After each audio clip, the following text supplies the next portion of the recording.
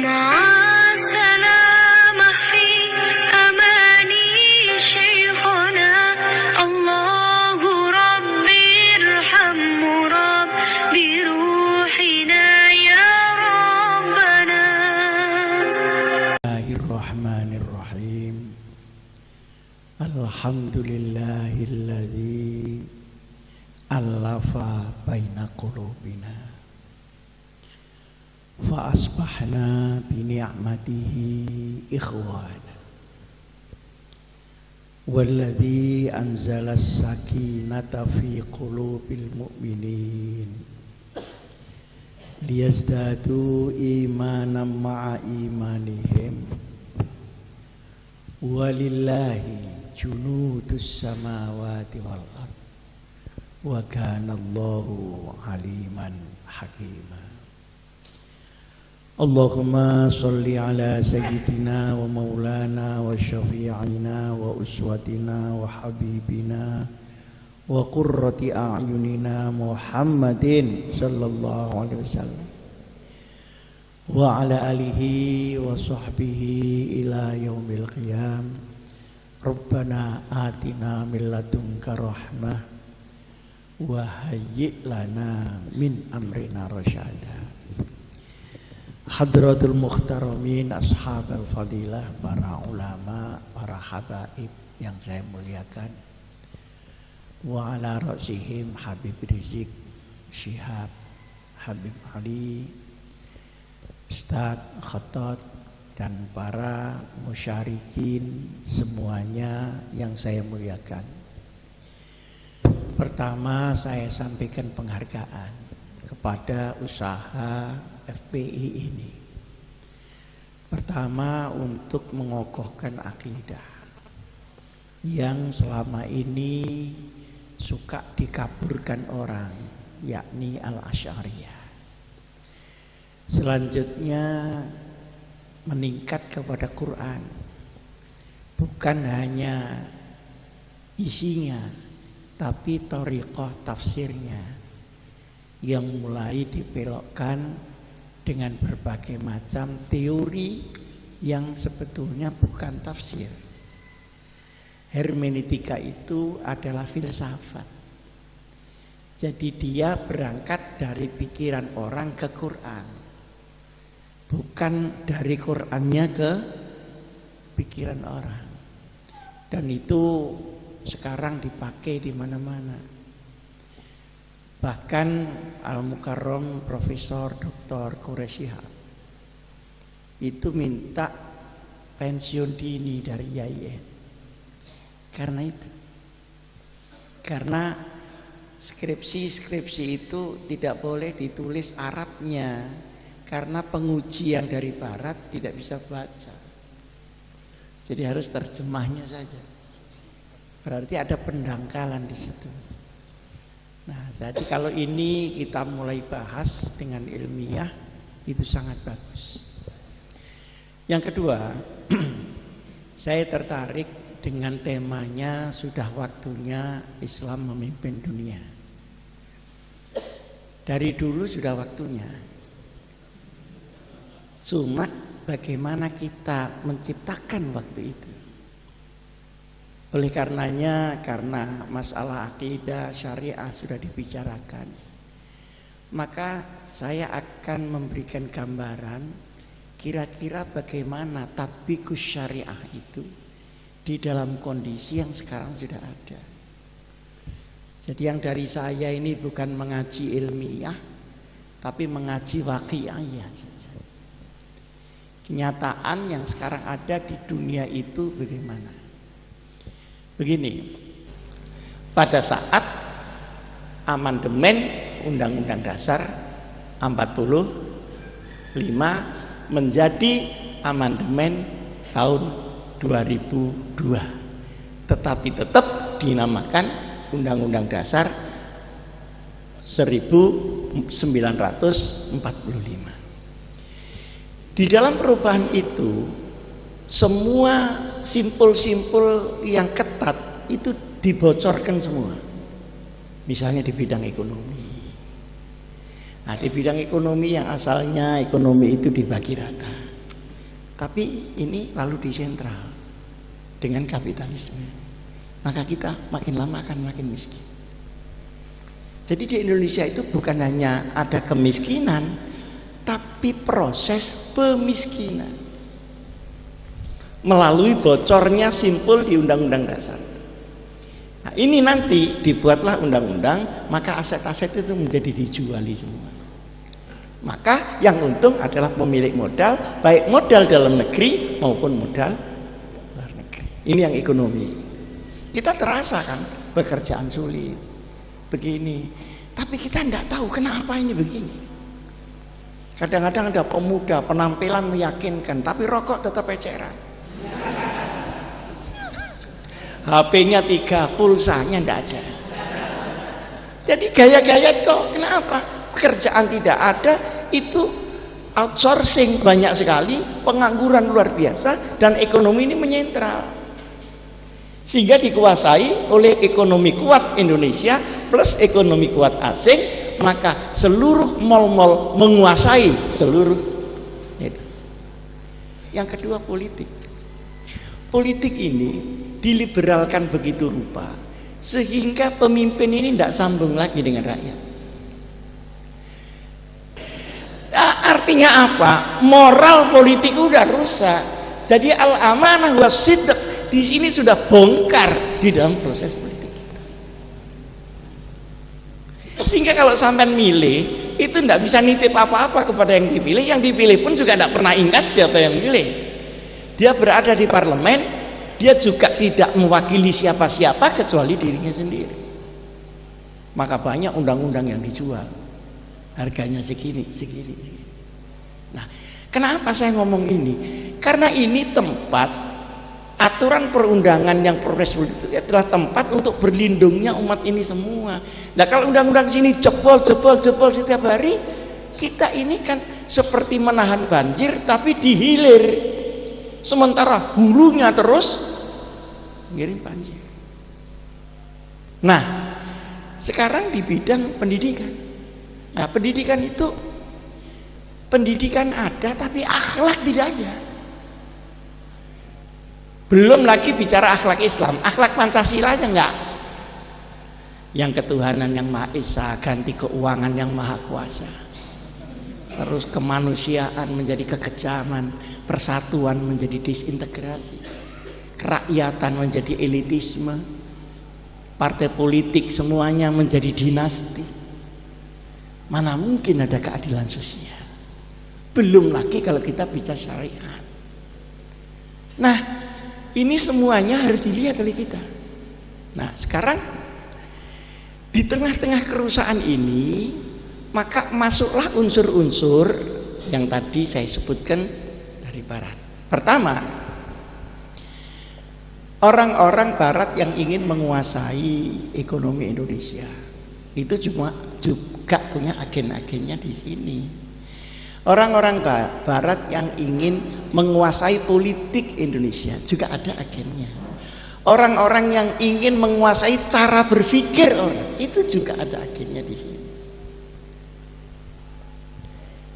Orang-orang yang pelan-pelan membuat supaya Indonesia itu disintegrasi, lalu bagaimana supaya Irian Barat itu lepas, itu juga ada zombie-zombinya di sini yang mengkondisikan itu. Nah, sekarang kita mendirikan Front Pembela Islam. Diam-diam tanpa dipublikasikan, organisasi Indonesia yang paling populer di seluruh dunia adalah Front Pembela Islam. Nah, kenapa? Karena sering Allahu Akbarnya itu. Jadi saya kalau di Amerika yang dipersoalkan itu meskipun FPI kok begini begitu. Saya di Eropa itu bagaimana sesungguhnya FPI itu anu gitu, diceketing di GKI itu yang diomongkan. Lalu saya ke Australia, FPI lagi, itu bagaimana FPI? Kok dibiarkan saja begitu sama negara ini. Ya saya jawabi saja begitu. Dia tidak tahu kalau saya termasuk wa ala alihi wa sahbihi. Saya jawab ya. Pelan-pelan gitu saya jawab. Nah, jadi nggak ada orang luar negeri nyebut misalnya partai. Kalau NU itu ya disebut karena saya datang. Tapi kalau saya tidak datang ya nggak disebut. Nah kalau FPI tidak ada Habib Rizik itu disebut terus. Itu. Nah, artinya apa? Basis daripada agama yang akidah syariah ini juga dianggap FPI sebagai benteng yang terakhir. Dia pingin sekali ini jebol. Oleh karenanya sekarang kita harus juga berpikir, selain kita menegakkan kebenaran, bagaimana cara kita menegakkan itu. Bahwa nas-nas di dalam Quran dan hadis sudah jelas. Kita berkewajiban untuk melaksanakannya.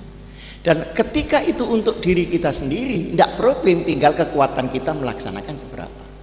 Tetapi kalau ini kemudian kita harus perjuangkan keluar, maka kondisi lapangan ini harus diketahui. Kalau tidak diketahui, akhirnya ngenakan mereka. Saya kan sudah beritahu. Kenapa saya ini selalu memberitahu, Mas, saudara-saudaraku kaum muslimin, jangan melakukan terorisme, baik secara terbuka maupun tertutup. Saya selalu bilang, kenapa? Menguntungkan mereka, Pak. Kalau tidak ada teror, mereka bikin itu supaya kegelisahan di antara umat Islam itu terjadi. Dan di sini ada yang menjual, Pak. Sana. Maka jangan lakukan kesalahan di mana kesalahan itu menjadi alat pukul mereka untuk memukul umat Muhammad Rasulullah SAW. Saya tidak ingin bahwa Islam melakukan sesuatu gol bunuh diri, sehingga yang untung itu dia, padahal dia tidak nyepak. Kita aja yang nyepak, dapat ya 1-0. Kita bunuh diri lagi 2-0. Nah, kalau saya seringkali juga kalau ada konflik gereja datang, itu kan saya lihat ini soal agama, apa soal politik yang diagamakan, apa soal ekonomi yang diagamakan, apa soal kepentingan di belakang itu ada, itu diteliti. Nah, oleh karenanya maka saya menghormati FPI ini pada basis akidah dan syariah ini. Di FPI ada tim atau badan yang mengkaji kondisi nasional. Karena begini, Pak, mereka orang-orang dari barat itu selain punya combe, mereka kerjaannya dibagi rapi, Pak. Mana yang akan menggunakan HAM, mana yang akan menyerang Islam, mana yang akan menyerang pemerintah, itu masing-masing rapi. Dan itu saling dipakai. Mana nanti kalau ada kesalahan orang Islam, dia yang mengekspos dan sebagainya. Kalau ada kesalahan orang barat, dia yang siapa yang bagian nutupi. Satrul aurah lah. Itu diatur secara rapi. Nah, ini juga melibatkan kelompok agama. Cuma saya tidak mau menyebut kelompok agama mana. Kelompok agama yang mengkondisikan ruwetnya Indonesia ini. Di sini yang menjual ateisme itu ada LSM-nya sendiri.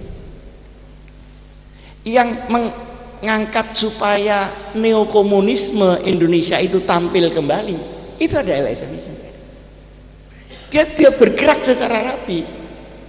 Nah, sementara kita mereaksi ketika mereka sudah ofensif kepada kita. Jadi terlambat kita. Mestinya kita tidak hanya berada pada taktis operasional, tapi juga strategis konseptual. Oleh karenanya perlu ada kajian ini.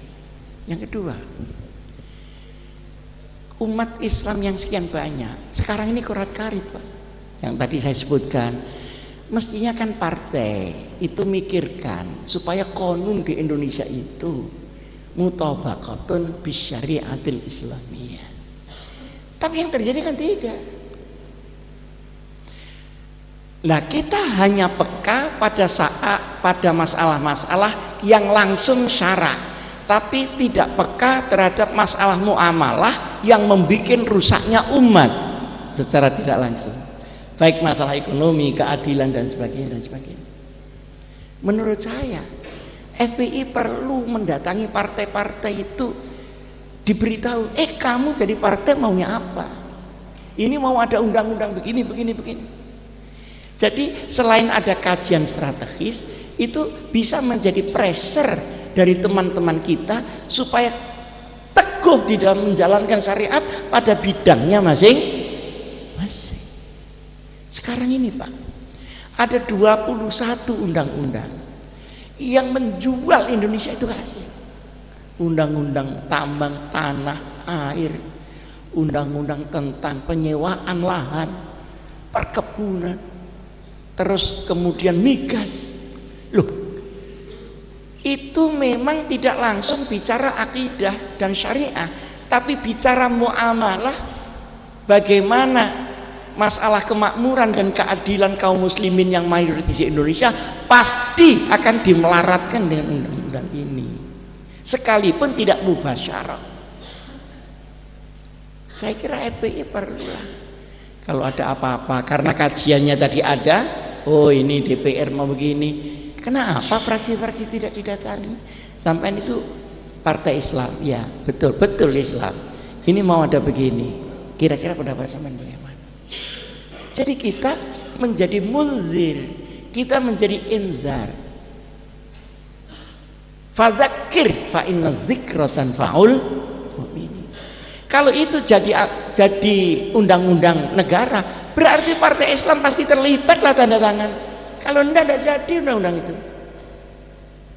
Sekarang lagi mau ada undang-undang yang mengubah undang-undang perkawinan menjadi gaya Nabi Lut, perempuan boleh kawin dengan perempuan, laki-laki boleh kawin dengan laki-laki, tapi masih agak pelan-pelan ini, tidak langsung karena ini berat gitu. Tapi akan sampai ke sana. Loh, kalau perempuan kawin dengan perempuan, saya tidak pernah membayangkan karena saya tidak pernah jadi perempuan. Tapi kalau laki-laki kawin dengan laki-laki itu mau apa dia? Itu mau kawin apa mau olahraga? Dan itu kan melawan kodrat. Loh, begini ini mau masuk melalui manji, melalui ini. Kenapa saya ingin begitu? Karena yang lain-lain itu sudah ruhul jihadnya sudah menurun terus Pak.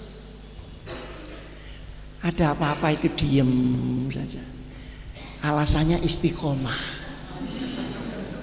Jadi Nahdlatul Ulama itu kan bangkit, kok berubah menjadi Sukutul Ulama, itu bagaimana? Sebentar lagi Naumul Ulama. Nah, ini umat kita kan menjadi Ashabul Kahfi semua. Nah, yang menjadi sasaran semua itu yang saya ceritakan itu NU sama Muhammadiyah Pak, karena itu yang mayoritas. NU sama Muhammadiyah jadi sasaran. JIL masuknya di situ. Kalau di NU namanya JIL, kalau di Muhammadiyah namanya JIM, Jaringan Intelektual Muda Muhammadiyah. Jadi Muhammadiyah dan NU hari ini menjadi maf'ul bih.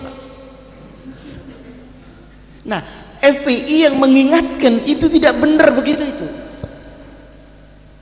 Saya waktu jadi ketua NU itu saya jaga betul Pak, jangan sampai robek NU ini. Tapi ya akhirnya dari kiri kanan atas bawah begitu rupa, begitu saya tidak ada, udah semua masuk. Maka kalau sudah semua masuk, umat menjadi disorientasi, umat menjadi tidak punya pegangan, dan umat tidak tahu apa yang harus dia lakukan. Nah, inilah hal-hal yang perlu saya sampaikan. Jadi semoga Allah Subhanahu wa taala tetap memelihara Islam itu dari umat Islam, baik yang mayoritas, kalau mayoritas menjadi naumul ulama, ya mudah-mudahan yang minoritas ini bisa tumbuh. Tapi minoritas akan menjadi mayoritas manakala dia melakukan riayatul ummah. Riayatul ummah. Saya berharap FPI menempati tempat itu. Di samping juga sebagai penegak akidah dan syariah. Aqulu qouli hadza wa astaghfirullah li wa lakum. Wassalamualaikum warahmatullahi wabarakatuh.